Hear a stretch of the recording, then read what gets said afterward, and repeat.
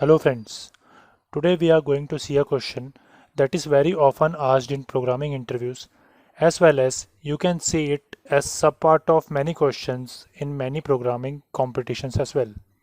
So let's begin. The question is, we are given an integer n and we have to find out whether we can express this number as a power of 2 or not.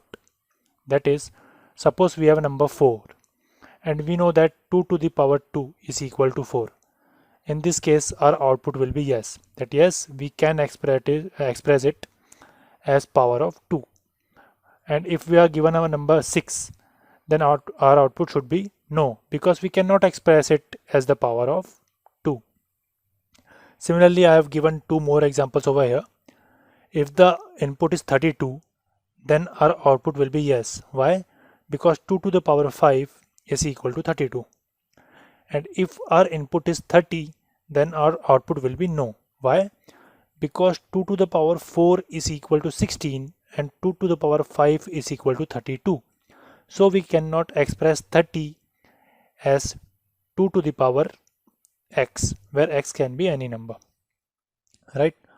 So, what is the first strategy that comes to our mind while solving this problem? We may think of taking result as 2 and then keep multiplying it by 2 till we get the required number. For example, if the given number is 16, so initially we can take a variable and we can put 2 in it, and then we can keep multiplying it by 2. For example, if we multiply 2 by 2, we get 4. If we multiply 4 by 2, we get 8. If we multiply 8 by 2, we get 16. So this is one way. But should we do it this way?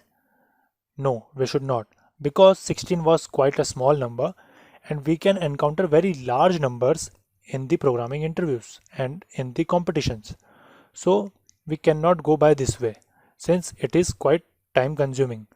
To be more precise, the time complexity of this approach is order of the number of bits present in that number. So we should try to figure something else. So we should try to find some kind of pattern or something else that we can observe in this question. So let's begin.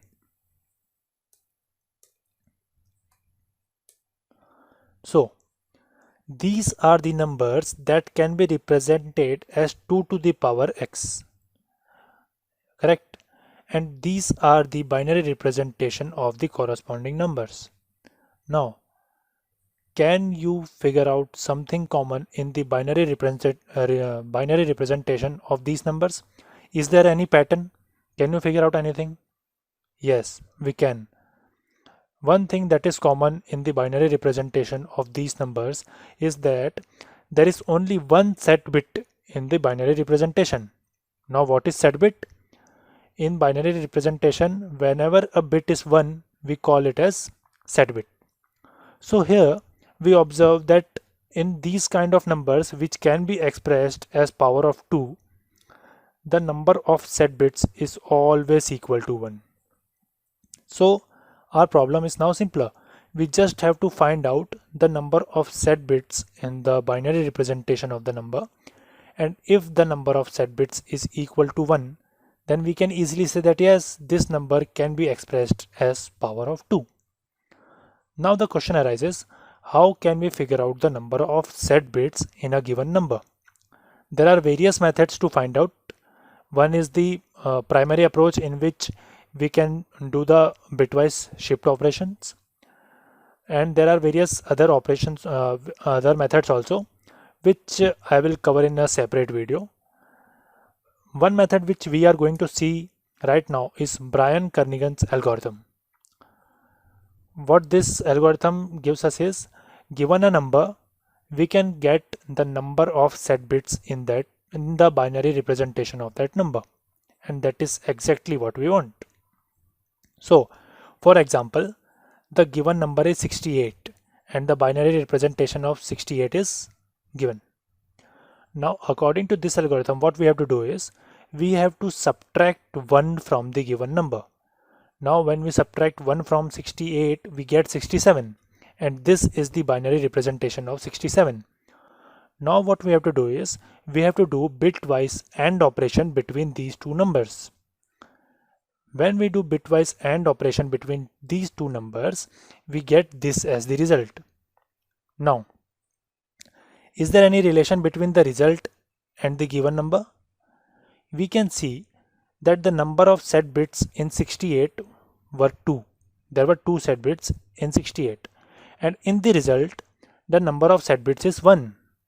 So the number of set bits is reduced by 1 in one iteration, right?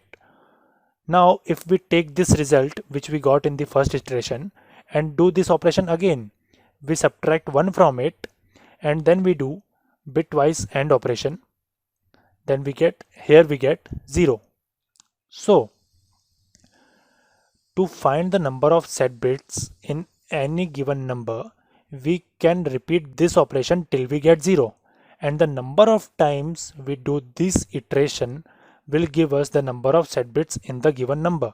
For example, in this example we had to do it 2 times. First time we got our output as this, and second time we got our output as 0. Once we get the output as 0, we have to stop and we have to count the number of iterations we have done. This will simply give us the number of set bits in the given number. Now, how can we use this in our question? We clearly know that there is only one set bit in the binary representation of these kind of numbers. These numbers which can be expressed in as the power of 2. So our problem gets simpler. We'll get these kind of numbers which will have only one set bit. So what we have to do is, we just have to subtract 1 from the given number and do bitwise AND operation with it. If we get 0 as our answer, then yes, that number can be represented as a power of 2. Otherwise it cannot be. As simple as that. Now if there is someone who does not know what is AND operation, here is the truth table, and the result of AND operation is 1 only when both of the inputs are 1. Otherwise it's always equal to 0.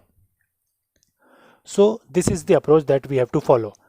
Whatever number we are given, we just have to subtract 1 from it and do the bitwise AND operation.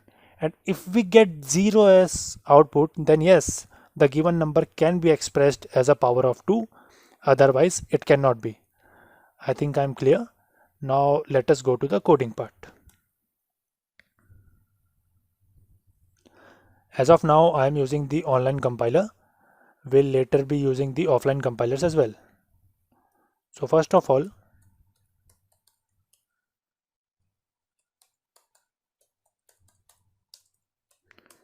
let's include the header files, and this is the header file which contains various kinds of functions which we may use while doing the competitive programming.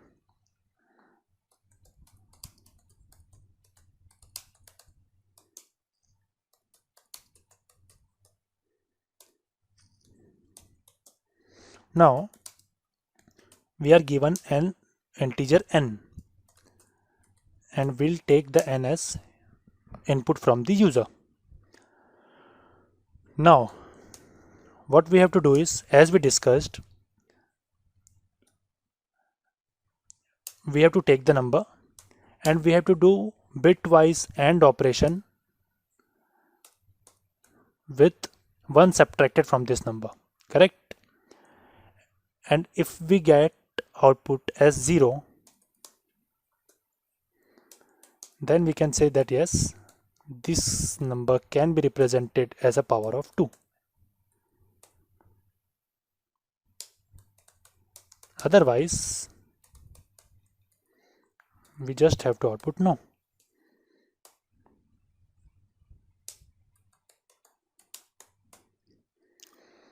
Clear? Now let us run the program.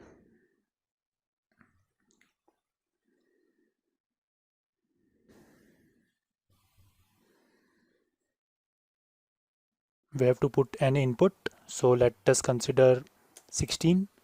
Here we should get output as yes, and the output is yes. Now let's try it on another input. One more thing, that the time complexity of this algorithm is constant. We are doing it in order of one time. So these kind of approaches are the best approaches while going for any operation. Now let's assume 100 as the input. We know that 100 can't be represented as power of 2. So the answer is no. So this is the solution for this kind of this problem.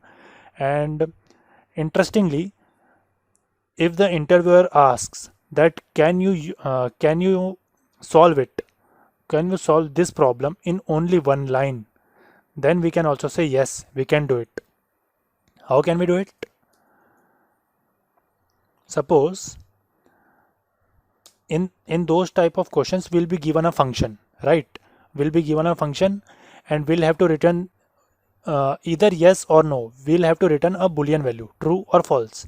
So suppose this is the function,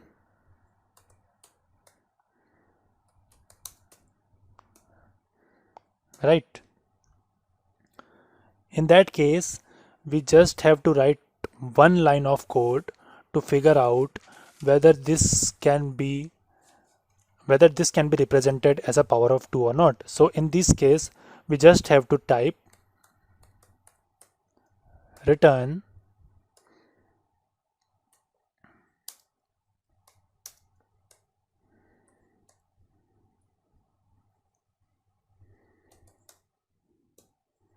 that's it.